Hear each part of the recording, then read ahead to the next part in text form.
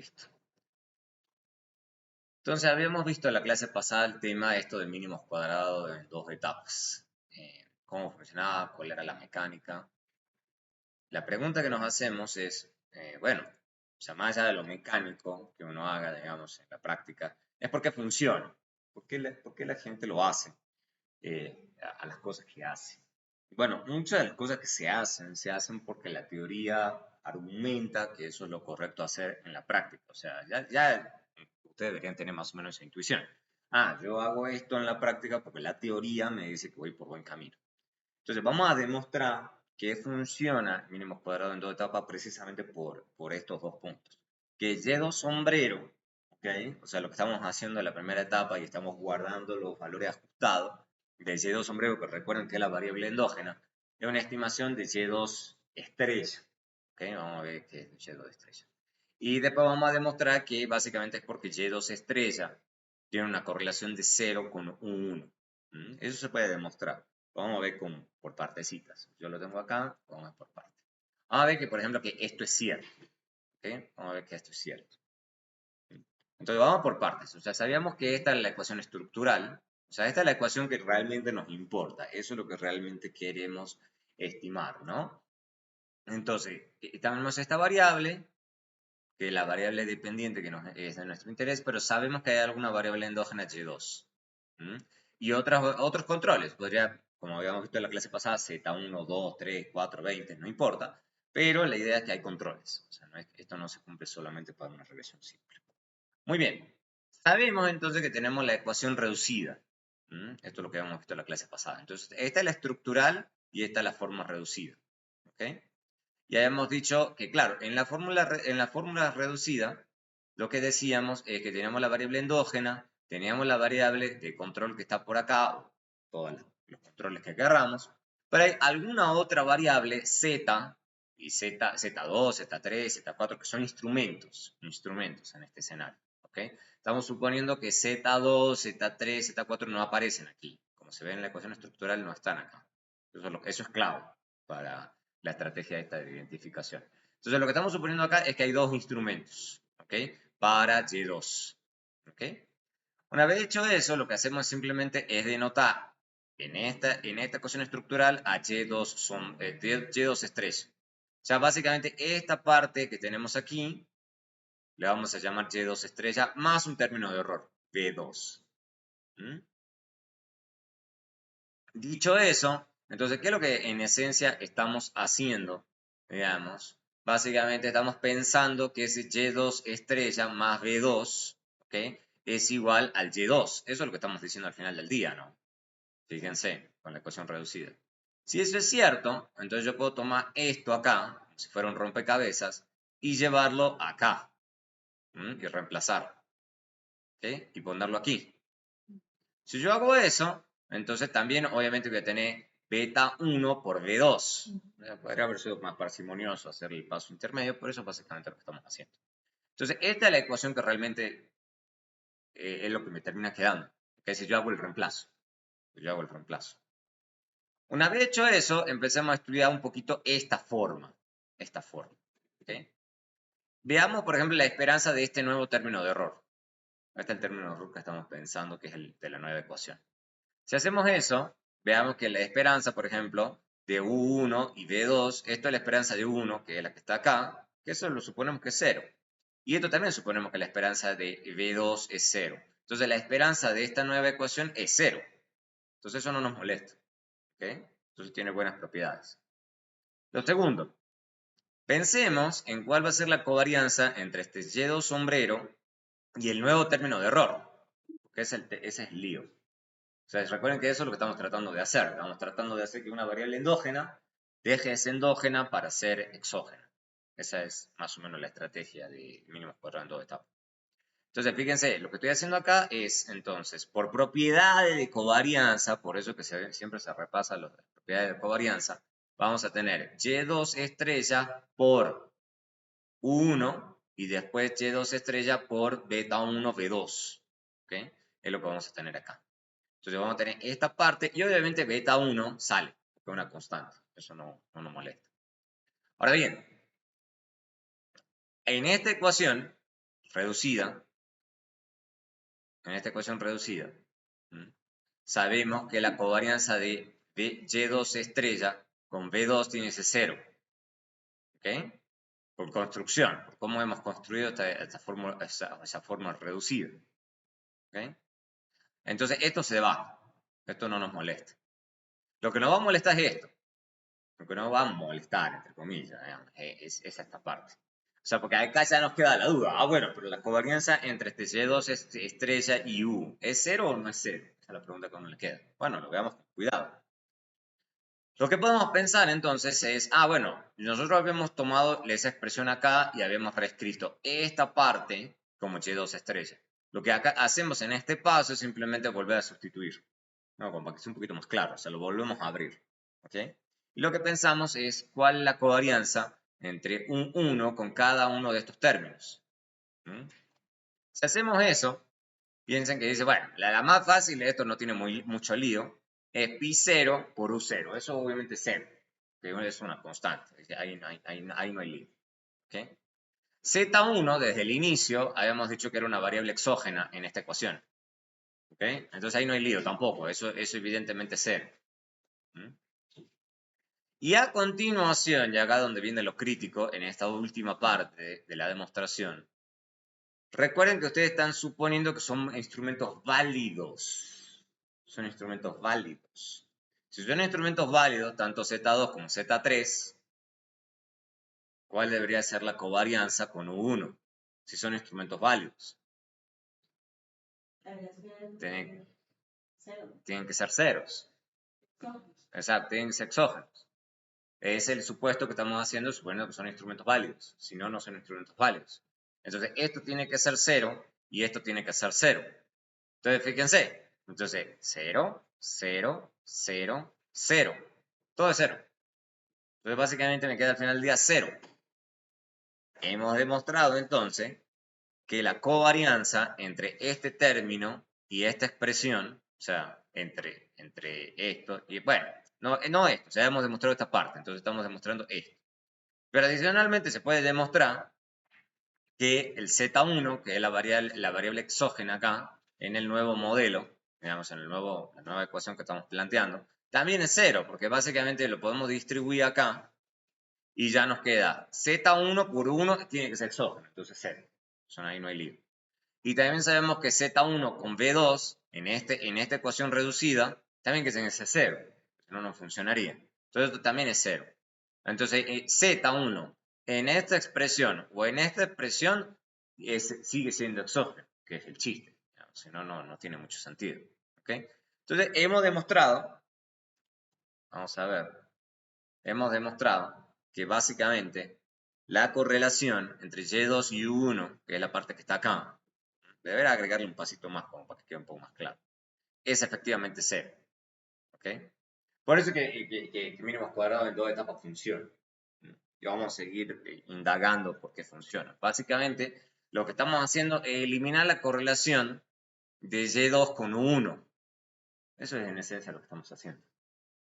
O sea, lo que estamos haciendo en este primer paso es quedarnos con la parte, se dice, que es exógena. ¿Okay? Estamos eliminando por medio de instrumentos. Eso es lo que estamos haciendo en esta parte. Y esto es lo que lo está demostrando. Estamos demostrando que nos estamos quedando con la parte que ya es exógena de Y2, que viene a ser ese Y2 estrella. Entonces estamos eliminando la parte endógena y nos estamos quedando con la parte exógena. ¿Okay? Profe, ¿tiene algún ejemplo de eso en una base de datos? ¿Cómo sería? Sí lo vamos a hacer, lo vamos a hacer con ejemplos, bueno, ya lo hemos visto en la clase pasada con ejemplos reales, como de la vida real, pero se puede simular perfectamente cómo funciona. ¿Okay? Entonces, con un instrumento, el estimador de variables instrumentales es el mínimo de mínimos cuadrados en 2 etapas. Por eso que uno empieza primero con un instrumento para que sea amigable. ¿Okay? Obviamente, el procedimiento es idéntico, digamos, si tenemos más variables. Ya lo hemos visto en la clase pasada. Ya hago, por ejemplo, un ejemplo práctico, un ejemplo empírico. Vamos con esta base de datos. Vamos con esta base de datos. En Ross, esta base de datos es de Wooldridge. En Ross. M arroz, M arroz, M arroz, arroz. Entonces, ¿cómo funciona esto en Stata? Es muy simple.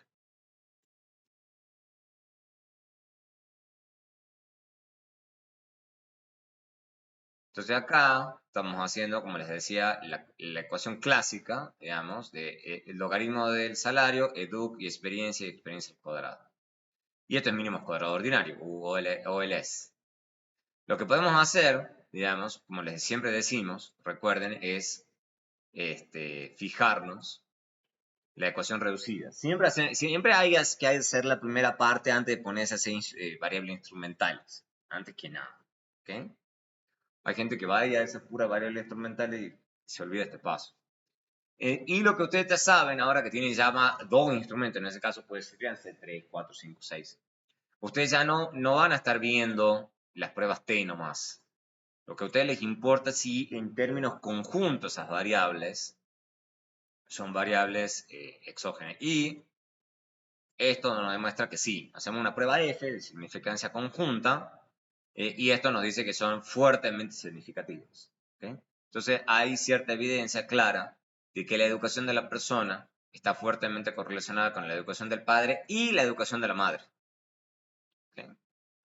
Y la educación de la madre. Si las variables son significativas solas, no sé, igual son significativas. Podría ser, en general es el caso, lo que estás mencionando, pero la gente simplemente a los efectos ser riguroso lo hace de forma conjunta de todas formas. De todas formas. Claro, o sea, lo que pasa es que te podría pasar cualquier cosa, o te podría ser que esto sea no significativo y este significativo. O los dos sean no significativos, pero conjuntamente sí. ¿Okay? Yo entiendo tu punto, pues sí, bueno, pues yo veo que las dos individuales son, ¿para qué hacerle con la conjunta? La gente simplemente a los efectos ser rigurosa lo hace, de todas formas. Pero claro, o sea, seguramente que si las dos ya son individualmente significativas, sería muy extraño que no dé estadísticamente significativo de forma conjunta. Sería demasiado raro. Si ambas no son significativas individualmente. Sí pueden dar conjuntamente significativas. Sí, porque lo que habíamos visto en la clase pasada, porque te puede pasar que las dos variables estén muy correlacionadas. Entonces los estadísticos T no son muy confiables. Entonces por esa es la razón por la que siempre directamente la gente hace una F o una phi cuadrada, digamos. O sea, que también sirve para eso. Una LR, por ejemplo. Bueno, entonces, básicamente, ¿qué haríamos después de haber pasado esta etapa? ¿Ok? Después de esta etapa, digamos, recuerden que acá podrían IB regress, to stage least square, logaritmo de salario, experiencia al cuadrado. ¿Okay? Estos son de nuevo los controles. Pero ustedes están suponiendo que educ es endógena. Entonces acá le ponen educ igual, es simplemente un tema de sintaxis, y acá le ponen los dos instrumentos que van a usar. Y así podrían poner dos instrumentos, tres instrumentos, todos los instrumentos que quieran. Y ahí van a obtener la estimación por variables instrumentales utilizando dos instrumentos. Fíjense que acá me dice clarito educ, acá me dice está instrumentado, y los instrumentos son todas estas variables. Fíjense que estas variables que están acá, están apareciendo aquí y aquí. ¿Okay? Entonces, básicamente, recuerden qué es lo que está ocurriendo. Va a aparecer ahí como instrumento, pero técnicamente hablando no lo está usando exactamente como instrumento. Recuerden que lo que está metiendo es en la ecuación de la primera etapa, que es la que está acá, los está metiendo como dos controles adicionales. Y lo que uno realmente está evaluando es si estas dos son instrumentos válidos. ¿Okay? Si después de haber controlado por las otras dos variables, el efecto de estos dos instrumentos es estadísticamente significativo. Eso es lo que estamos haciendo. Pero acá, en el comando, siempre va a aparecer como todas las variables, agregando los instrumentos que son de nuestro interés. ¿Okay? Pero siempre van a aparecer todos los instrumentos, todas las variables, agregando los instrumentos. Entonces, fíjense que este caso es interesante, porque en este caso, el coeficiente estimado para educ, que es la variable que estamos instrumentando, continúa siendo estadísticamente significativo. Justo, es medio justo, porque da el p-value es 0.05, pero ahí está. ¿Okay? Está justo ahí. Entonces, pues sí perdimos, como siempre lo vamos a saber, algo de eficiencia. No siempre va a pasar. ¿Okay? Y de hecho podemos verlo acá, Si uno hace la mínimos cuadrados ordinarios versus instrumentos, fíjense, pasa de darnos fuertemente significativo a solo significativo. Solo significativo. Eso nos va a pasar todo el tiempo. Entonces, fíjense que la estimación puntual baja de 10.7 a 6.1. Aunque a uno le puede surgir algunas dudas con el tema del tamaño de la muestra. Eso sí puede ser. A la gente no se le molesta el tamaño de la muestra para esta estimación. Entonces, bueno, así es como normalmente uno haría esto con dos instrumentos. Lógicamente, sigue pasando, y eso es normal, el tema de sobre si estas estimaciones puntuales son más convincentes, al menos si 6.1.061 es más convincente que la estimación de 0.17 de mínimo cuadrado ordinario. Esa es buena pregunta. ¿Okay? Siempre es una pregunta abierta. Por la discusión que tuvimos en la clase pasada sobre si efectivamente esta estimación está más o menos cerca del parámetro poblacional. Eso nunca lo vamos a saber. Y nos toca dar la misma discusión, así tengamos muchos instrumentos, de si esos instrumentos son cada uno de ellos exógenos en la ecuación estructural y si conjuntamente hablando son estrictamente significativos para asegurarnos que no tengamos un problema muy serio de inconsistencia. Entonces nos sigue pasando todo lo de la otra vez. Bien. Entonces, sigamos pensando en otros problemitas que podemos tener. Supongamos el problema de multicolinealidad. ¿Okay? Sabíamos, por ejemplo, que una alta correlación entre los regresores en una ecuación de mínimos cuadrados ordinarios lleva a mayores errores estándar de las betas estimadas. Y eso nos lleva al tema de las pruebas de significancia, el problema de la T, que en una de esas los p-values quedan un poco inflados, etcétera, etcétera. Ahora bien, ¿qué pasa cuando tenemos ese mismo problema en mínimos cuadrados en dos etapas? ¿Okay? Llamamos la varianza asintótica de mínimos cuadrados en dos etapas. O sea, esa es la varianza asintótica de mínimos cuadrados en dos etapas. No tiene mucho misterio. Básicamente esta es la varianza de U1. Esta es la suma, la variación total de Y2 sombrero. Y2 sombrero. ¿Okay? Porque recuerden que estamos insertando en mínimos cuadrados en dos etapas Y2 sombrero. O sea, no estamos usando Y2. Estamos usando Y2 sombrero. Estamos haciéndolo en dos etapas.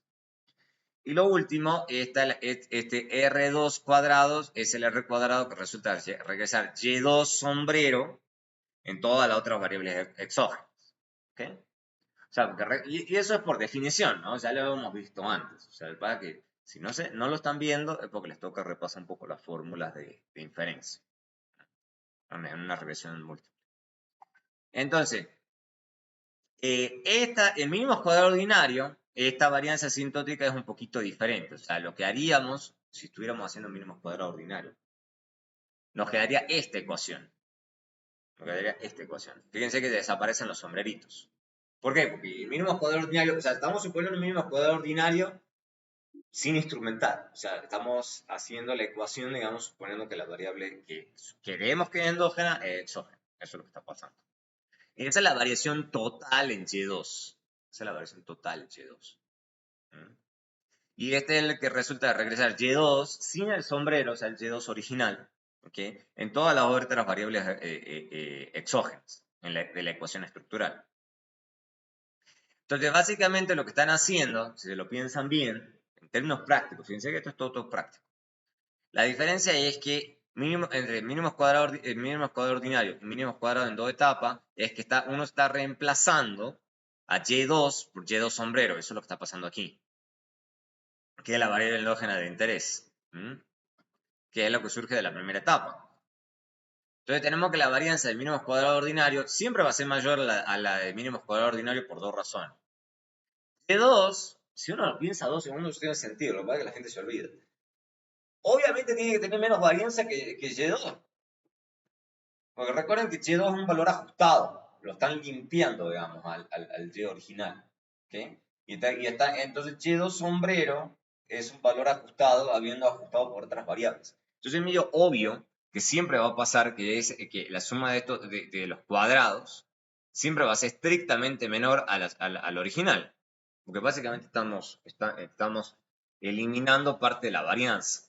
Recuerden que esta es la suma de los cuadrados, de las desviaciones al cuadrado, digamos de y2, el original. Y esto básicamente, si ustedes están haciendo la regresión que decimos, esto ustedes lo pueden reemplazar por y2 sombrero más u2 sombrero. Y básicamente hacen un poco de sigmas cuadrado y demás. Bueno, si quieren pueden ponerse en la casa, hacer esta descomposición. No es una descomposición muy difícil. Y básicamente una vez que piensan esto, dicen, y esto básicamente esto es 0. Entonces yo puedo, si esto es 0, yo me quedo con esta partecita y me quedo al final del día con esta suma de los cuadrados. Y esta es la suma de los cuadrados de U2 sombrero. Entonces, esta suma total, digamos, de esta parte, es la suma total explicada por la suma de los U2 sombrero al cuadrado. Y esta parte que está acá, esa suma total explicada, esto no es otra que la suma total de los cuadrados de esa regresión de la segunda etapa. Entonces, una vez que uno ve esta ecuación, dice, bueno, pues obvio, digamos, que esto evidentemente tiene que ser menor a esto, porque esta parte además tiene esta cosa adicional. ¿Mm? Y adicionalmente, siempre en general, digamos, Y2 sombrero va a tener más correlación con las variables exógenas que Y2. ¿Ok? O sea, R cuadrado sombrero de esa segunda regresión que estamos haciendo, en general siempre va a tener un R cuadrado superior al R cuadrado de la regresión original. No, de la regresión original no. Esto es la regresión, recuerden, de regresar, para que no haya confusiones. Esto es parte de regresar Y2 sombrero en los demás regresores y esto es regresar Y2, ¿ok?, en los demás regresores. ¿Ok? Entonces veamos rápidamente qué es lo que estoy hablando.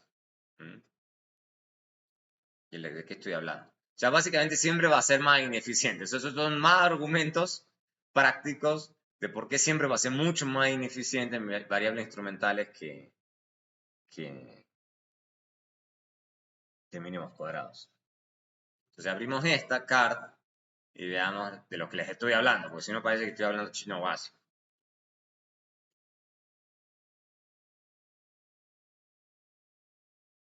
Entonces, ustedes tienen acá, fíjense, este es un buen ejemplo. Este es mínimo cuadrado ordinal. Este es mínimo cuadrado ordinal. Ahí no hay lío. Ahí no hay lío. Y fíjense, tengo educ, coeficiente, 0.07, el t 20, entonces obviamente el p-value tiende bien a 0. Ok, perfecto. Y fíjense, el r cuadrado me da 0.28. ¿Ok? O el ajustado, si tienen ganas, 0.28, parecido. Y el número de observaciones más o menos de 3000, así que es un buen número. Ese es un buen número.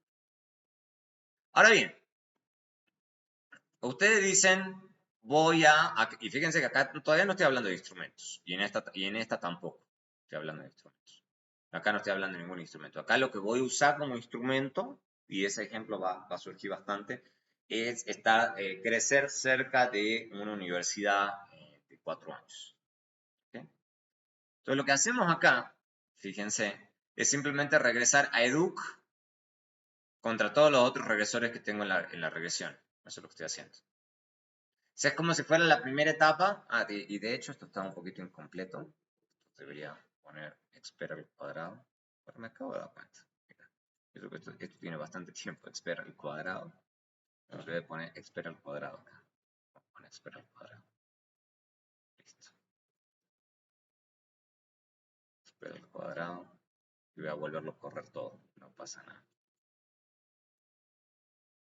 Para que esto sí sea comparable. Si no, no es comparable. Y acá también expert al cuadrado. Si no, estoy haciendo cualquier cosa.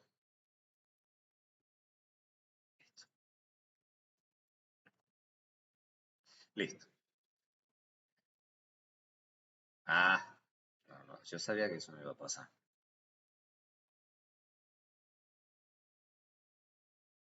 Voy a correr. Eso, listo. Listo. Entonces volvamos a esto, digamos. Ahora le he agregado expert al cuadrado, simplemente a los efectos de que todo sea comparable. Si cambia una sola variable ya no lo puedo comparar exactamente. Bueno, acá subió un poquito el R cuadrado, no un montón, pero subió un poquito, a punto 29. Y después lo que quiero evaluar, ¿qué es lo que estoy pudiendo querer evaluar aquí? Fíjense, yo estoy eliminando la variable dependiente y regresando educ en las demás variables. ¿Okay? ¿Qué es lo que estoy tratando de evaluar con esta regresión? Y fíjense que no hay instrumentos. Exacto. ¿Okay? Estoy tratando de evaluar la multicolinialidad o correlación de educ con las demás variables. Que está bien, ¿ok? O sea, eso no es una mala idea. Ya, ver qué tan correlacionada está educación con los demás regresores que tengo en esta regresión. Esa es la idea. ¿Mm? Y fíjense que más o menos sí dan, ¿no? O sea, que educación con experiencia, raza y ubicación en la ciudad no es menor. O sea, si se fijan, el R cuadrado es bastante alto, la significancia conjunta es bastante alta, y hay varios de estos parámetros que son estadísticamente significativos. Entonces, claramente hay cierta evidencia de que hay correlación no menor con los regresores de la ecuación, con los controles. Ahora bien, dicho eso, entonces tenemos que ya ir pensando eso. Puede haber un grado de correlación. La siguiente paso es tratar de decir, bueno, ahora sí le voy a agregar el instrumento. El instrumento es de Near C4. Eso significa Near College of 4 Years. ¿Okay? 4 years es que ofrece carreras de 4 años. ¿Okay? Esa es la idea. Porque hay college que ofrecen de 1, 2, 3, o sea, los college allá tienen diferente nivel de sofisticación. ¿Okay? Bueno, entonces hacemos esta parte, y esto es lo que sí vendría a ser la primera etapa. O sea, hacemos la primera etapa y fíjense que a pesar de esa correlación fuerte que tiene Duke con las demás, Near C parece tener un efecto estadísticamente significativo. ¿Okay? Entonces, hay evidencia de que Near College puede ser un buen instrumento. Puede ser un buen instrumento. Lo hagamos a mano. Pensemos un poquito si eso lo estuviésemos haciendo a mano en mínimos cuadrados en 2 etapas. ¿Okay? Normalmente uno no haría lo que estoy por hacer, pero es simplemente los efectos de exposición. O sea, en base a esta regresión, es que uno calcularía educ-hat. ¿Okay? Son los valores ajustados de esta regresión. educ-hat. ¿Okay? Y lo que a mí me puede preocupar en la regresión original, en la segunda etapa, básicamente. Lo que me puede preocupar es que tanta correlación va a haber entre ese educ-hat con todos los controles. Todos los controles. ¿Qué tanto puede haber? Bueno, nos fijemos que en este caso, cuando era la educ original, nos daba, por ejemplo, el R cuadrado. Nos concentremos en algunos numeritos más. En el R cuadrado era 0.047. Si hacemos educ-hat, fíjense, es 1000 veces peor el problema de correlación. O sea, uno normalmente lo sabe por construcción, pero está bueno verlo, digamos, a ojo, digamos, que efectivamente. Y ese va a ser siempre el caso. ¿Okay? O sea, a ver, si lo piensan 2 segundos, tiene sentido, ¿no? Porque básicamente están construyendo ese educ-hat con todas estas variables. Sobre lo que ya se hizo. Claro, o sea, y lo estás construyendo con todos estos regresores. O sea, hagan la fórmula y se van a dar cuenta que es como obvio. Porque miren, o sea, en la regresión están todos estos regresores. Y es medio obvio que educ-hat tiene que tener una correlación alta. Y lo único que estoy eliminando es el instrumento, sí, ok. Pero con todas las otras variables siguen ahí. Medio obvio que tiene que tener correlación alta. Ok, entonces entonces corramos mínimos cuadrados en dos etapas y nos va a dar, y claro, y por eso es que también tenemos tanta pérdida en eficiencia. Fíjense que sigue dando significativo, pero comparado con mínimos cuadrados en mínimos cuadrados ordinarios, el original, nada que ver. Tiene que ver con eso también. un tema mecánico. ¿Ok? O sea, ya pasamos de un T de 2111 a un T de 2.69.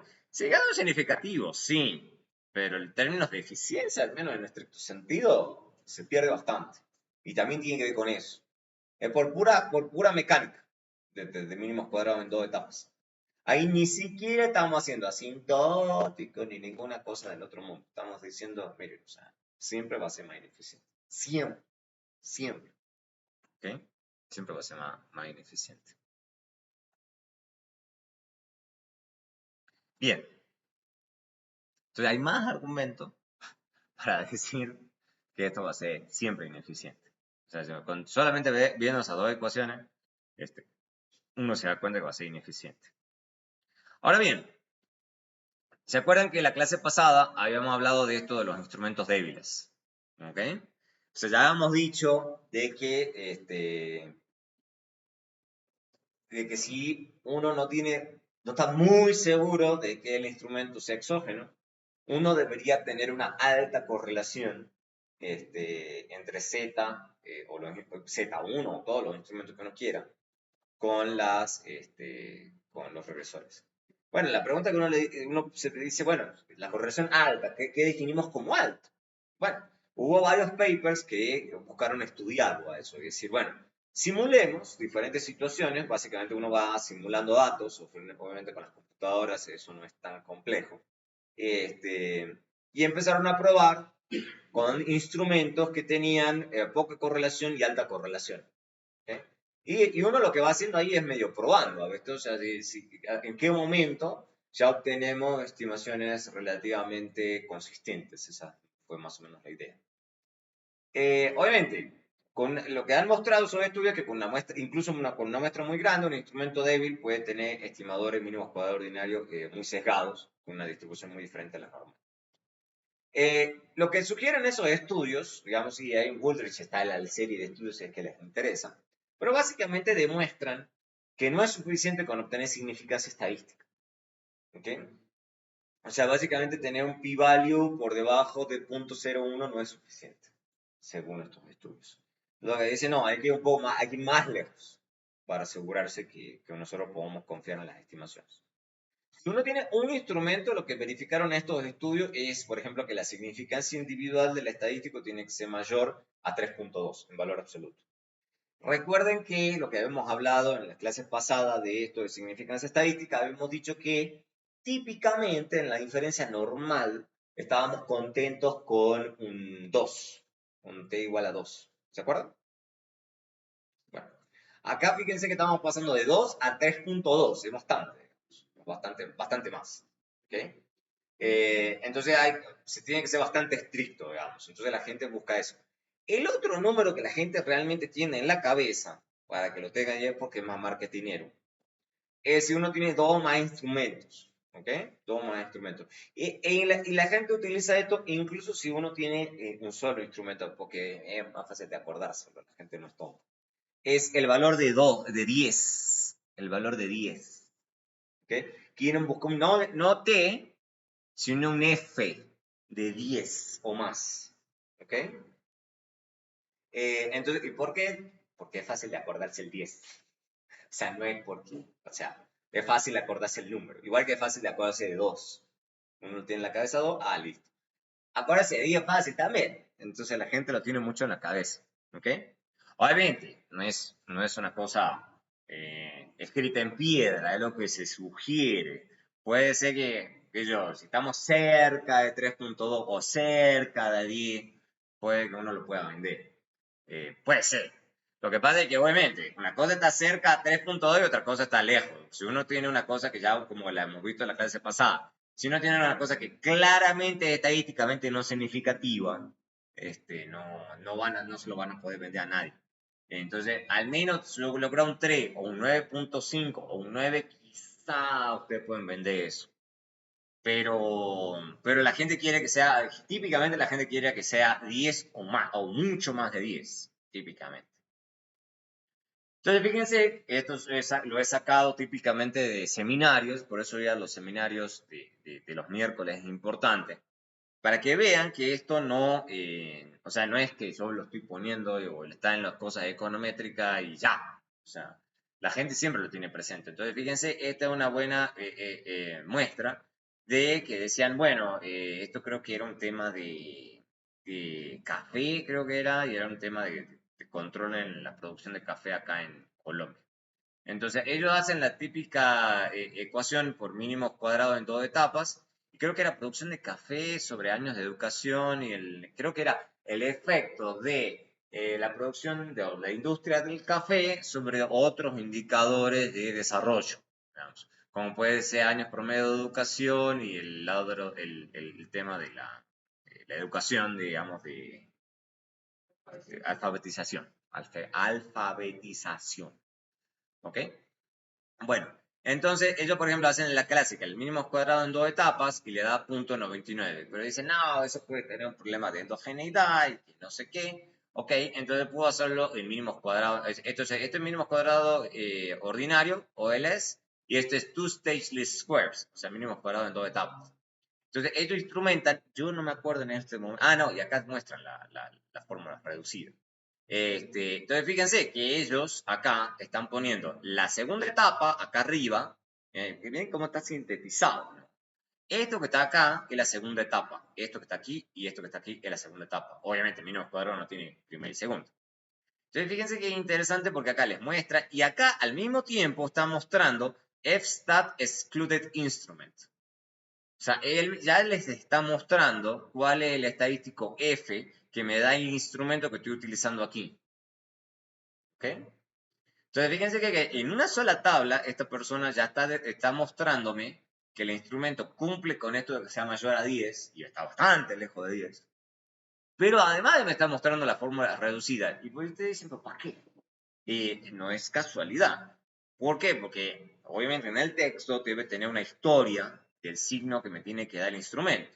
Y me lo está mostrando acá. Porque si da para el lado que no es, como habíamos hablado en la clase pasada, a uno le queda medio un entredicho. Entonces uno le está mostrando, fíjese, en una sola tablita me está mostrando qué tan fuerte es el instrumento y además me está mostrando la fórmula reducida. Entonces fíjense que esa palabra fórmula reducida, o sea, aparece. Entonces tienen que saber de qué se trata.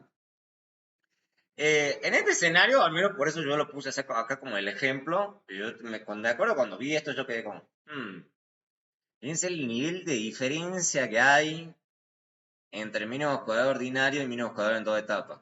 Y también en esta otra estimación. Esto como que esto es casi el doble que esto. Yo no sé, a mí, cuando yo veo estas cosas, no sé, me surgen dudas también porque tan bueno ese instrumento, o sea, no sé. En términos de relevancia, sí. Yo siempre soy como escéptico de qué tan bueno serán en términos de que excluido esto. Porque esto es Coffee Trees y esto es Coffee Table, no sé. A mí siempre me surgen dudas. Pero esto es lo que la gente normalmente molesta mucho. O sea, si uno se queda solo con el mínimo cuadrado ordinario, la gente dice, no, usted puede tener un problema de endogeneidad y bueno, y uno se busca algún instrumento. Ahora, no sé, no sé qué tanto uno le puede crear a este tipo de cosas. Oye, que la gente se deja educar para dedicarse a Hay a veces ese tipo de argumentos, sí, sí, sí, sí, sí, sí, sí. Y eso pasa en general, qué sé yo, por ejemplo, hay otro paper, me acuerdo, bueno, este es casi de historia económica, digamos, y es de los efectos que tiene en ciertos desarrollos económicos sobre otros indicadores. Por ejemplo, hay otro paper, lo debería buscar, que también muestra que la apertura comercial de México con Estados Unidos industrializó mucho a México, pero también eso redujo mucho el tema de los años de educación.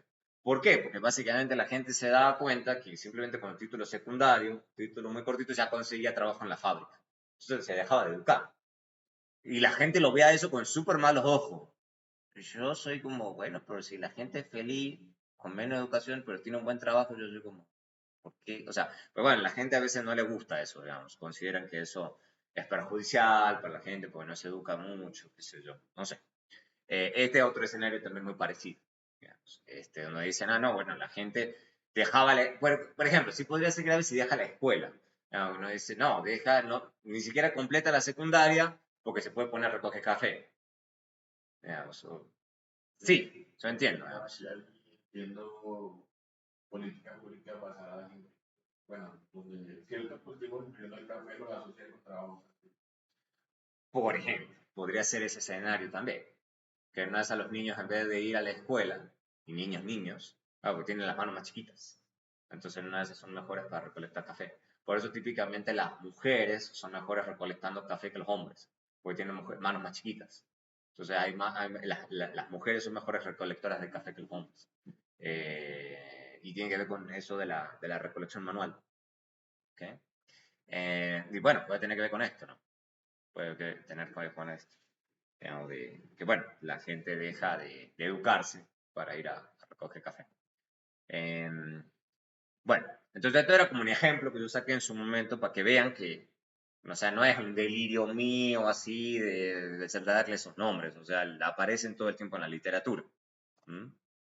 Veamos otro ejemplo. Le voy a tirar un montón de ejemplos. Voy a ver que eso en general siempre sirve. Supongan ustedes que dicen, bueno, yo no estoy convencido de esto de Emrose. Bueno, creo que lo acabamos de correr, esto de Emrose. Fíjense, es lo que yo hice acá. Esto yo lo había mostrado recién. Ahí el F, por ejemplo, es 125 casi. Ahí claramente uno tiene un buen argumento para decir que es un instrumento fuerte. Fuerte, y ese es un punto que antes que me olvide, fuerte en términos de que tiene una alta correlación con mi variable endógena. Todo esto no está haciendo ninguna prueba de exogeneidad. ¿Ok? Todo cosa de discutir sobre si es fuerte o es débil, nada más. Que la condición de relevancia se cumple con mucha fuerza. Eso es lo que estamos haciendo. Obviamente hay algunas pruebas que se llaman de endogeneidad. Vamos a hablar de eso.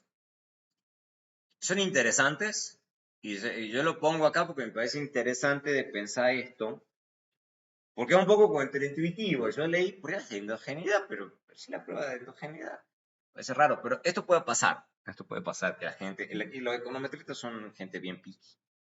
Dice, bueno, ¿por qué? Porque dicen, bueno, mínimos cuadrados es más eficiente que mínimos cuadrados en dos etapas, cuando todas las variables son exógenas. Sí, obvio. Obviamente, entonces, ¿qué es lo que nos gustaría? O sea, hay unas pruebas que existen. Bueno, para tratar de evaluar estadísticamente hablando si la variable que tengo, con la que estoy lidiando, es endógena. ¿Ok? A ver si me paso o no me paso mínimos cuadrados en dos etapas. A mí cuando yo leí esto me pareció un poco extraño porque yo digo, bueno, pero es que más allá de lo que me diga una prueba estadística, la gente a veces dice, no, eso es endógeno, obvio. O sea, pero los econometristas dicen, no, uno puede pensar una prueba estadística. Bueno, a ver, convenza. ¿Cuál es la intuición detrás de esto? Dicen, bueno, supongo que su ecuación estructural es algo como esto. O sea, es una variable endógena y tengo dos variables exógenas. Yo digo, ok. Entonces, supongo que estos son endógenos. Y tenemos otros dos instrumentos para Y2. O sea, vamos a tener Z3 y Z4 como instrumento de Y2. Ok. Entonces dicen, la fórmula reducida, obviamente va a ser esta. Acá no hay nada nuevo. Entonces ya lo hemos visto. ¿Ok? Obviamente, cada Z no tiene que estar correlacionado con el U. Sí, eso también es cierto. O sea, y entonces, obviamente, esto que está acá no tiene que tener correlación. Perdón. Como cada uno de los Z no tiene que estar correlacionado con U, porque o sea, cada una de estas cosas debería no tener una correlación de 0 con U. ¿Okay? Entonces, Y2, como está definido acá, ¿okay? Con U1, debería ser 0 si y solo si la covarianza entre B2 y 1, porque esto debería ser 0.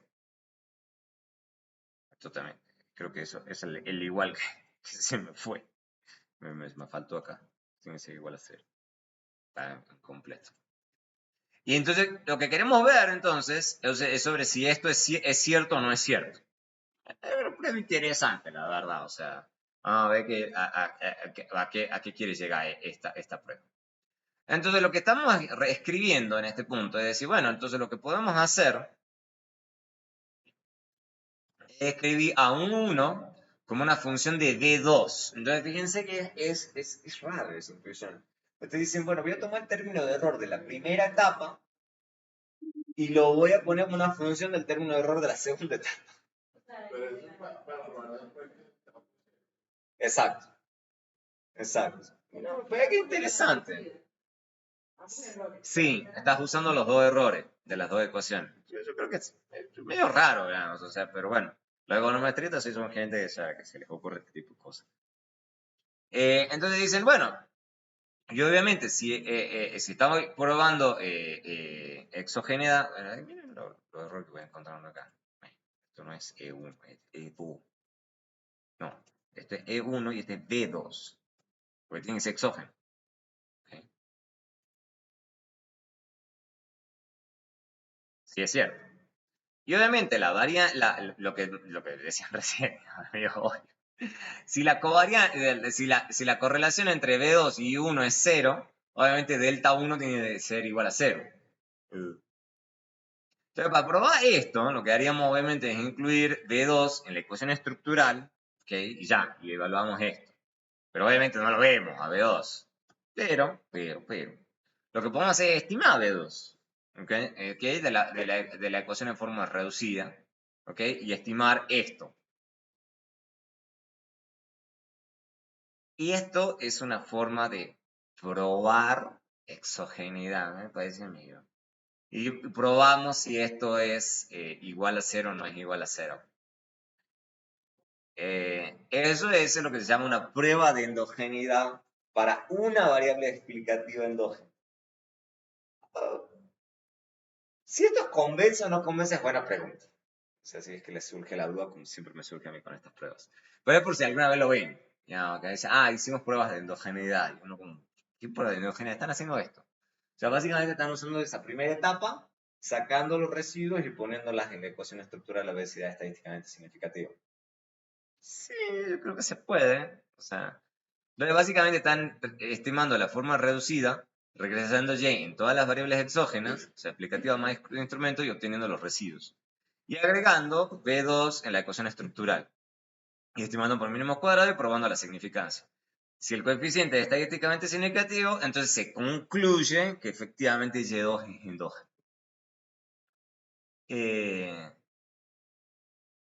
Es un poco raro, yo coincido con eso, o sea, la intuición es un poco rara.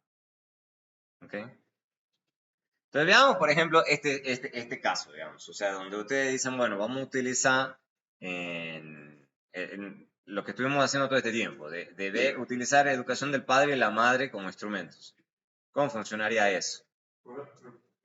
En esa prueba, ya, ya había probado si algo es esto ancho. No se puede esperar que no sea endógeno sin esperar la prueba. Es que eso es lo que a uno le queda la duda, ¿no? O sea, si uno dice, es estadísticamente significativo, entonces vos podés concluir que es endógeno, entonces te toca pasarte a variables instrumentales. Ahora, ¿qué pasa si es no significativo? Entonces uno dice, entonces es exógena. Es medio raro, o sea, yo considero que son pruebas un poco raras. Entonces vamos a ver este escenario, porque la cosa clásica es lo que decimos, o sea, que uno dice, no, EDUC es endógena, entonces te toca buscar un instrumento, pero la gente desde el inicio piensa que es endógena, digamos, o sea, no necesita una prueba. En este escenario, o sea, es como, estás queriendo demostrar que efectivamente es endógena. No sé. O sea, yo se lo estoy dando porque existe, pero a mí ya también me surgen esas dudas, que es como, bueno, pero entonces si me da no significativa, entonces ya está. No sé, es como medio raro, o sea, no sé, es medio raro, pero esto existe, entonces yo por eso se lo doy. Veamos cómo funcionaría esta prueba, ¿ok? Entonces, en la práctica, vamos a...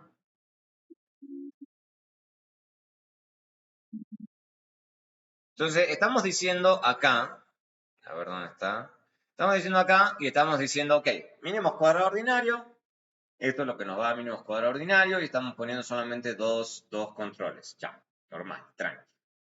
Pero ustedes dicen, no, yo quiero evaluar el tema este de la endogeneidad. Entonces me toca correr la ecuación reducida. La ecuación reducida.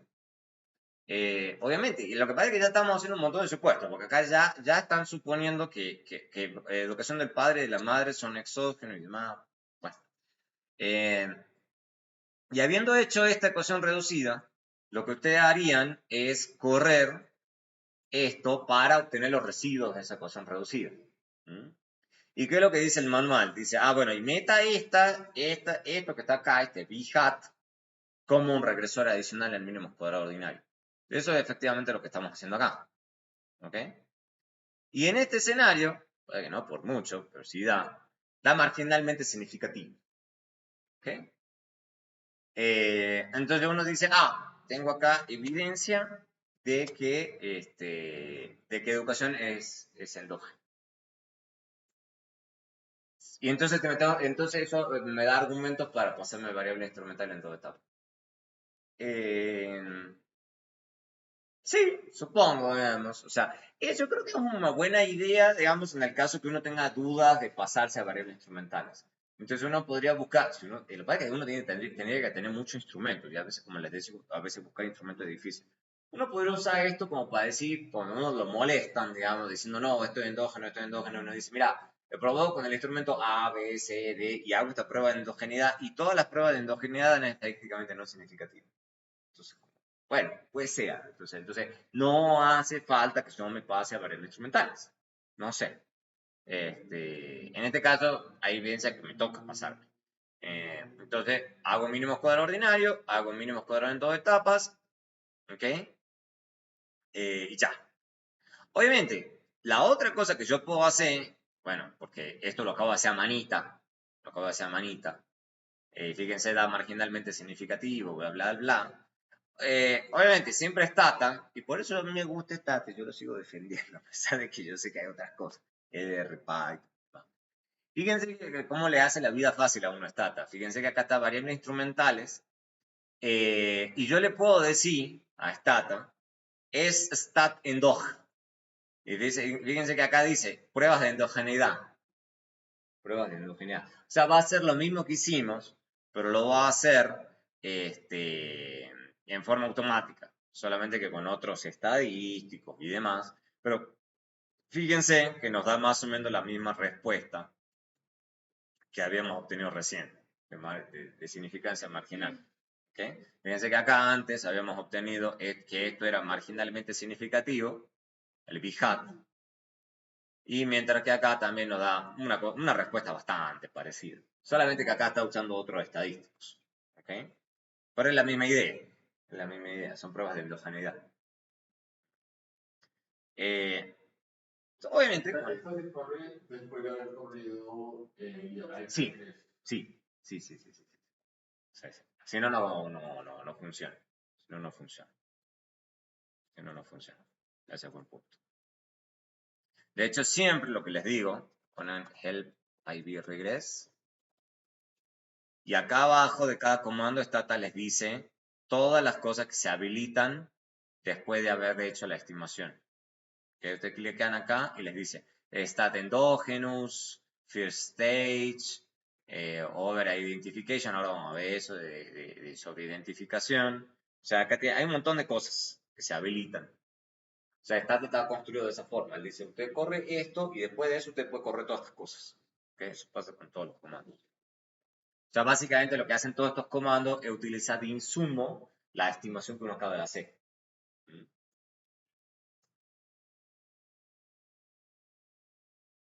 Bien. Entonces, esas son las pruebas de endogeneidad. Obviamente, podemos volverlo un poco más general, hemos visto el caso más simple. ¿Ok? Podemos estimar una forma reducida para cada ecuación, guardamos los residuos de cada regresión, incluimos todos los residuos obtenidos en las primeras regresiones y probamos significancia conjunta. ¿Sí? También se puede hacer eso. O sea, recién usamos una prueba T. ¿Ok? Se puede hacer esto para varias variables endógenas y hacer lo mismo. ¿Ok? Bien. Entonces, eso por el lado de las pruebas de endogeneidad. Entonces, existen las pruebas de endogeneidad y existen otra cosa que se llaman pruebas de sobreidentificación. Eso también es interesante. Esta me parece más útil a mí. Veamos. Sabemos entonces que si tenemos una variable endógena, una, y un instrumento, eso tiene que cumplir con dos condiciones: exogeneidad y relevancia. Son las dos condiciones. Ya ahí no estoy diciendo nada nuevo, ¿no? O sea, no estoy inventando la rueda. Y vimos también que podemos probar relevancia, pero no exogeneidad del instrumento.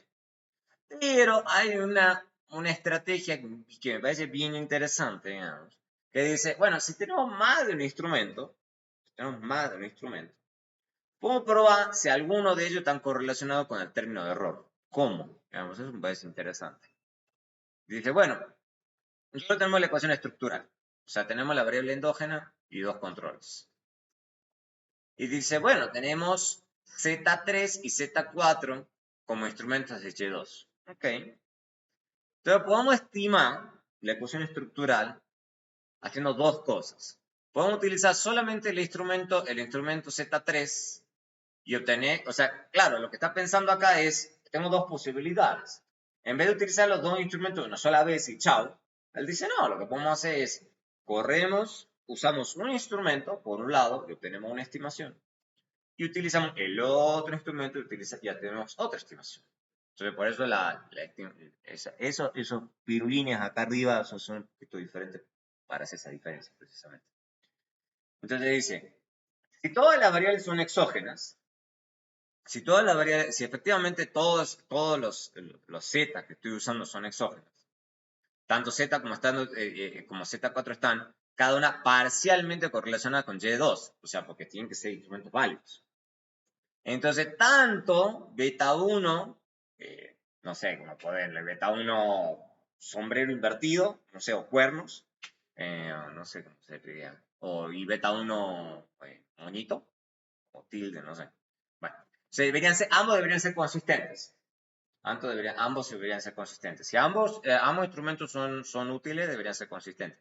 O sea, uno no va a esperar que sean iguales, pero uno debería al menos esperar que no sean súper diferentes. Si son súper diferentes, porque algún problema hay. En muestra grande. O sea, si sean muestras, bueno, sí, pero en general harías siempre esto, es un buen punto. Porque en general siempre harías esto si la muestra es grande. O sea, recordemos que variable instrumental es sesgado, pero consistente. Entonces, en general, uno lo haría esto con muestras grandes. ¿Ok? De nuevo, entonces, van a ser diferentes, deberían ser diferentes solamente por un error muestral. O sea, porque iguales, uno sabe que no va a ser así, pero debe haber alguna diferencia. Entonces, lo que hacen las pruebas de sobreidentificación, eso me parece interesante, es decir, bueno, hagamos esa comparación. Interesante, hagamos esa comparación. La palabra sobreidentificación, la vamos a hablar un poquito también a profundidad más adelante con eso, se viene con el hecho de que si uno en el estricto sentido, uno solamente necesita, si uno tiene un muy buen instrumento, debería ser suficiente con un solo instrumento. ¿Ok? O sea, si uno tiene más de un instrumento, los otros instrumentos deberían ser innecesarios. ¿Okay? Si yo tengo un montón de instrumentos válidos, o sea, ok, pero debería ser suficiente con uno para hacer la identificación. Cuando se tiene más de un instrumento, entonces se dice que hay restricciones sobre identificación que pueden probarse. O sea, podemos evaluar si algunos de esos instrumentos no son necesarios. Esa es la idea. Por eso se llama prueba de sobreidentificación. ¿Ok? Entonces, la idea es que si son estadísticamente diferentes, se dice que alguno de los dos instrumentos o ambos fallan la condición de exogeneidad. Eso es interesante. Eso me parece interesante. Básicamente me está diciendo, alguno de estos instrumentos o ambos, ninguno sí. Veamos, entonces estos instrumentos son inútiles. Eso es lo que me está diciendo. En cambio, si más o menos dan parecido, uno dice, ok, tengo evidencia de que ambos instrumentos más o menos me llevan a las mismas conclusiones. Eso me parece así que está bueno. Entonces, ¿cómo lo hace a uno esto? No es súper difícil, afortunadamente. Dice, no, corre usted la ecuación estructural por mínimos cuadrados en dos etapas ¿ok? Y obtener los residuos, ¿ok? Regrese a ese mínimo cuadrado en 2 etapas en todas las variables endógenas, ¿ok? Exógenas, perdón. O sea, esto es la primera etapa, esto es la primera etapa. El primer paso. Primer paso, segundo paso. Segundo paso, 1 en todas las variables exógenas y guardar el recuadrado. Que básicamente lo que estoy tratando de ver es qué tanto me está quedando en esos residuos. Bajo la hipótesis nula de que toda la variable exógena no está correlacionada con U, se tiene que NR, bueno, esto no prueba LR, eso se distribuye como una phi cuadrada, una prueba phi cuadrada, ¿ok?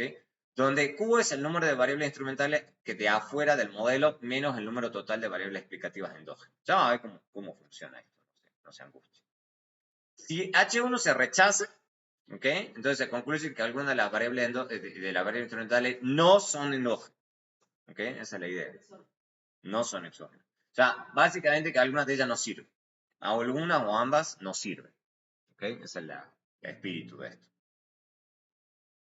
Entonces, veamos rápidamente cómo funcionaría esto.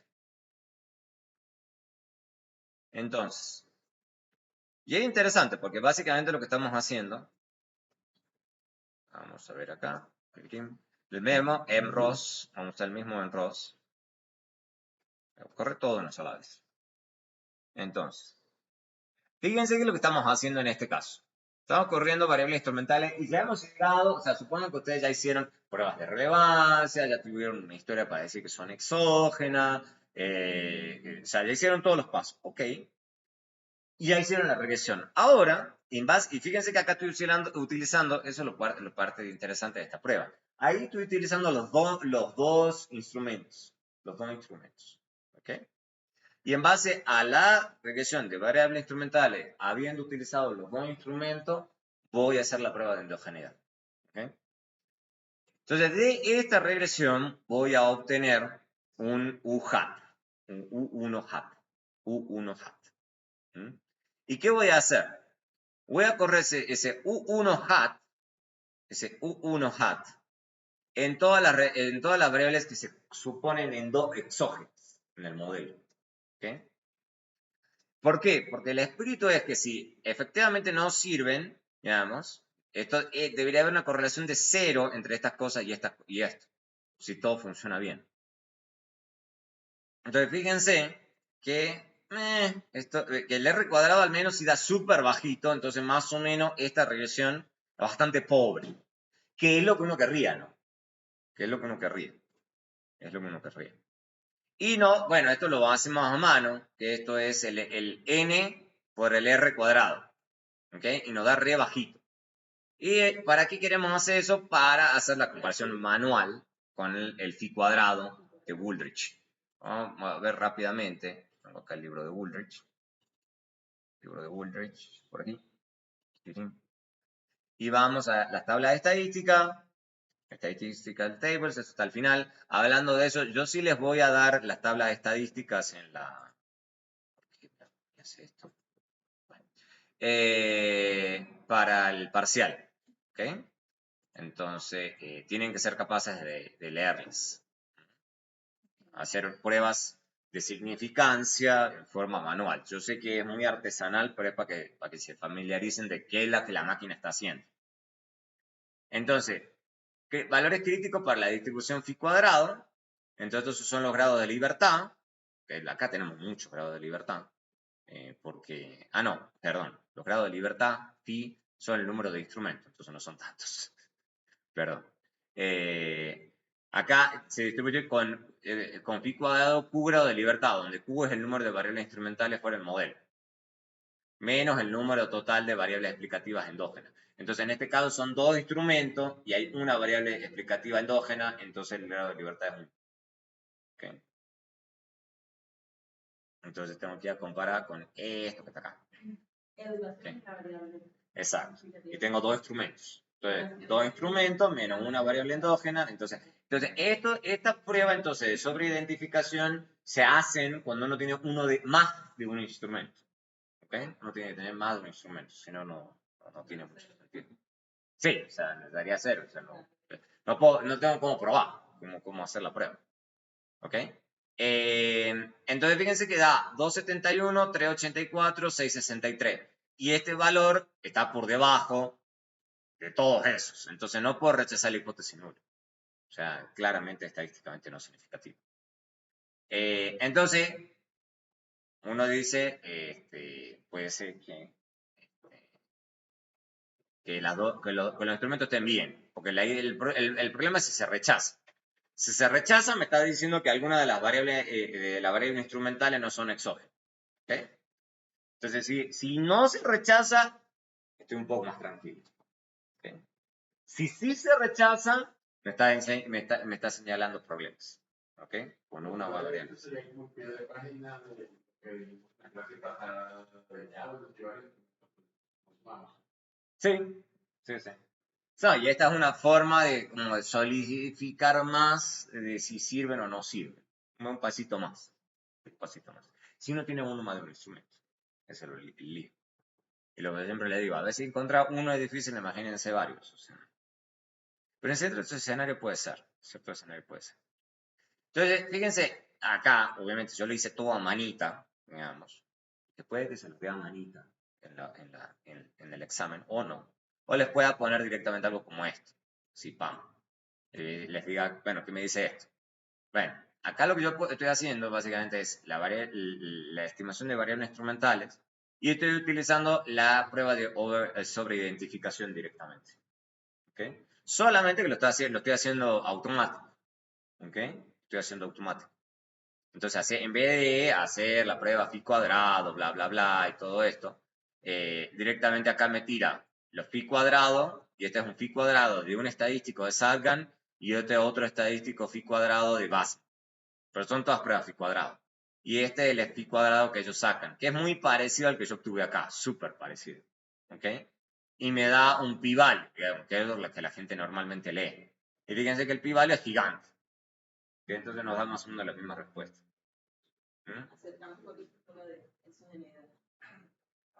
Recuerden que nunca se aceptan.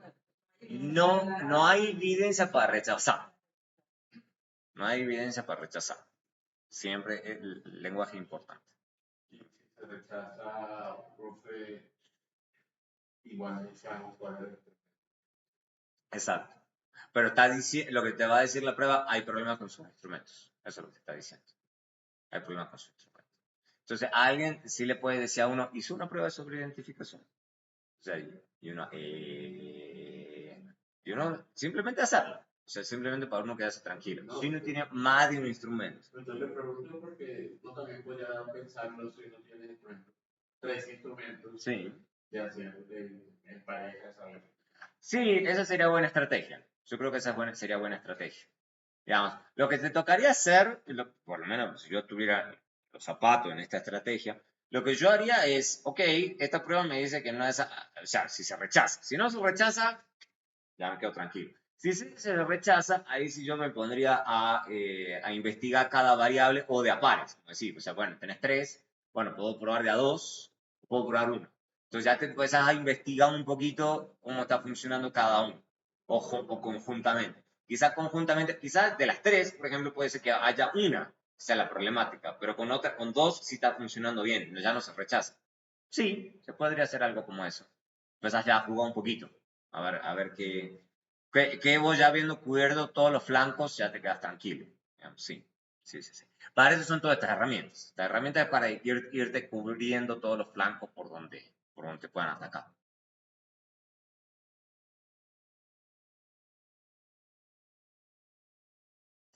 Obviamente, tampoco es que me parece bien las advertencias de Woolrich. Dice, bueno, si tenemos eso similar, tampoco es que nos quedamos tranquilos. Nadie se queda nunca tranquilo. O sea, nunca.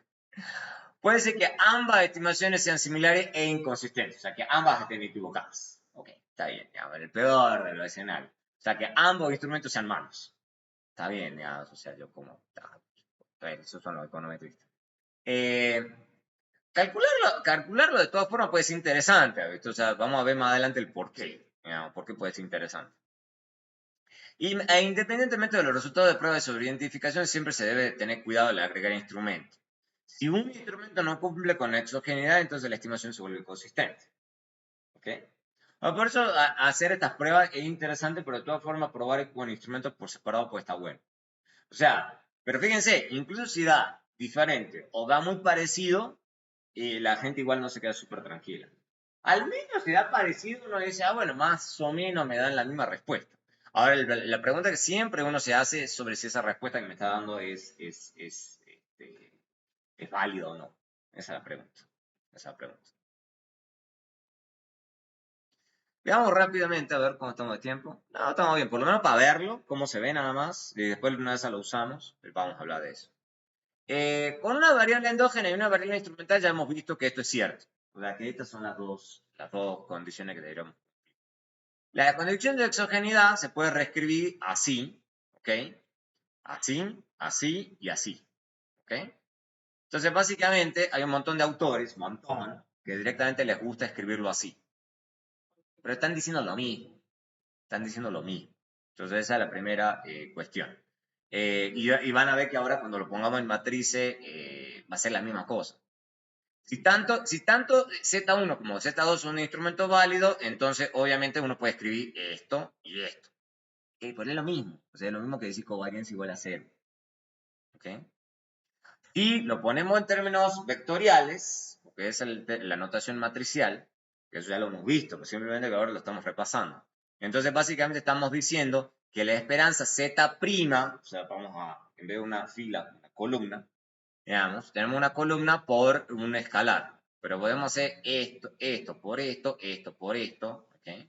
Porque esto es 2 por 1 y esto es 1 por 1. Entonces la multiplicación sí está definida. Yo podemos escribir esto, escribimos esto y escribimos esto. Entonces, hay autores que directamente escriben todo esto en matrices, que directamente escriben esto. Que los instrumentos sean válidos, esta condición se tiene que cumplir. Están diciendo la misma cosa que está acá, solamente lo están poniendo con matrices. Entonces, fíjense que es simplemente entender la ruta. Pero están escribiendo lo mismo. Están escribiendo exactamente lo mismo. Solamente con otra notación. Y directamente la gente que ya le encanta complicarse dice, bueno, no ni uno, ni dos, sino el instrumento. Pues está bien, digamos. Entonces, básicamente escriben esto. Y dicen, esto tiene L instrumentos y esta condición se tiene que cumplir. Sí. O sea, es una forma de escribirlo diferente nomás. Y si tenemos K regresores, y estamos suponiendo K regresores endógenos, entonces vamos a tener K regresores escritos así, que ya lo hemos visto. Entonces la gente escribe esto. Le dice que la condición para que esos K regresores endógenos con L instrumento, para que esos instrumentos sean válidos, se tiene que cumplir esto.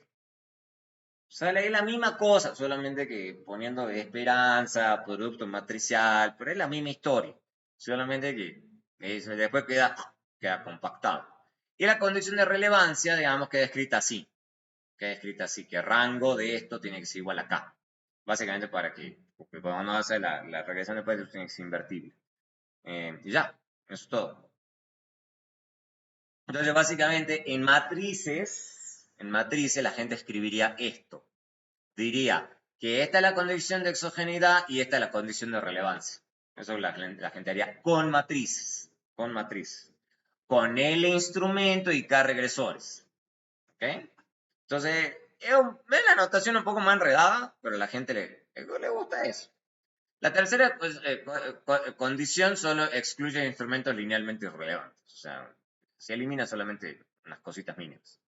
Se dice que el modelo está exactamente identificado, ¿ok?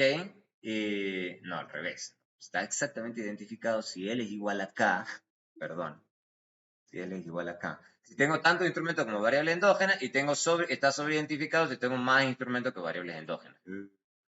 Al ver, listo. ¿Ok? Entonces se puede derivar básicamente con matrices. A la gente le gusta esto. Dice, bueno, podemos tener las variables instrumentales, tenemos las variables dependientes de interés, las variables endógenas, o sea, separo las endógenas de la exógenas. Esto es lo mismo que hicimos recién, solamente que con matrices. Eso es por si se me ocurre a mí, o leen en un libro cómo está escrito, para que lo entiendan. Esto es simplemente el lenguaje. Entonces, básicamente la gente separa variables exógenas de variables endógenas con matrices. Es la misma historia. ¿Ok? Entonces estamos suponiendo, de nuevo, que esto es exógeno y estamos suponiendo que esto es endógeno. O sea, para ser más explícito que X contiene variable exógena, se puede reescribir el modelo así. Lo mismo que hicimos recién. Se darán cuenta que entre autores tratan, no diría que siempre, tratan de mantener la misma notación. Entonces podemos escribir la fórmula reducida en forma matricial así. Con Z1, solamente que está todo con matrices y vectores de parámetros, pero es la misma historia. Entonces suponemos, por ejemplo, para que esto sea, lo que voy a escribir sea más fácil, porque si no es un enredo. Y vamos a suponer que tenemos tanto instrumento exógeno, tenemos tanto instrumento como variable endógena, y podemos escribir esto. Que Z por U es 0. Entonces tenemos estos instrumentos, entonces tenemos estos instrumentos acá, Z por U, esto es igual a reemplazar esto por esta expresión que tenemos acá, digamos, y esta expresión que tenemos acá, que es la general, tenemos esta expresión. Ya, fácil. Entonces tenemos esta expresión que está acá, esto es igual a 0. Esto es muy parecido, si se lo ponen a ver, a lo que yo hice para una regresión simple. La única diferencia es que acá lo estoy haciendo con matrices. Y fíjense que lo que estoy haciendo, tratando de despejar, identificar, recuerden, a beta. Entonces, pero lo estoy haciendo con matrices. Entonces, una vez que yo escribo esto, puedo escribir esto. Este es el estimador de variable instrumental. Vale, estimador todavía no, ahí está en esperanza. Esos son los momentos poblacionales. Pero una vez que yo tengo los momentos poblacionales, puedo sacar los análogos muestrales. ¿Ok? Y escribir esto. Y chao. Fíjense que queda muy parecido a mínimos cuadrados ordinarios. Con la diferencia que mínimos cuadrados ordinarios sería reemplazar estas zetas por x. Y queda la misma historia. Es la misma cosa. ¿Okay? Por eso la gente a veces que prefieren hablar primero, me parece un poco exótico hacer eso, para la gente que lo hace. Que habla primero de variable instrumental y después habla de mínimos cuadrados. Me parece medio raro hacer eso. Pero es la idea. ¿Okay? Entonces, llegamos hasta ahí hoy. Nos llegamos hasta ahí. Simplemente para que vean y no se espanten cuando lo vean con matrices en algún libros, con paper, y le escriban, voy a hacer variables instrumentales y esta es la expresión. Y ustedes dicen, ¿y esos Z de dónde salieron? Z son los instrumentos, es el vector de instrumentos, eso es todo. Y ya. Y ese es el estimador de variables instrumentales escrito con matrices. O sea, no es tan difícil. Lo que pasa es que la gente no les muestra bien, en general no muestran muy bien la ruta. Pero al final del día, fíjense, pues partimos de una regresión simple con una variable endógena, un instrumento, y se puede pasar con cuidado cómo hacer eso y sin mucho problema. Entonces, a no espantarse si lo llegan a ver así. O si alguna vez yo se los pongo en un examen, tampoco se espanten, en el estimador de variables instrumentales, o sea, no están haciendo nada. Y es muy parecido. La única diferencia que eso sí tiene respecto de si ustedes lo piensan 2 segundos, es que acá partimos de esta historia para recién derivar el estimador. O sea, en vez de hacer la minimización como hicimos con mínimos cuadrados, acá directamente estamos partiendo de cosas poblacionales. Entonces, quizás la ruta para llegar al estimador es un poquito diferente, eso sí. ¿Todo bien? Entonces, recuerden que hemos quedado que el examen queda no para el miércoles, sino para el viernes. ¿Ok? Por el tema de mi reunión que no voy a Y poder el parcial va hasta que te... ante heteroceasticidad. O sea, variables instrumentales no va. Variables instrumentales va a quedar para el final. ¿Ok? Listo.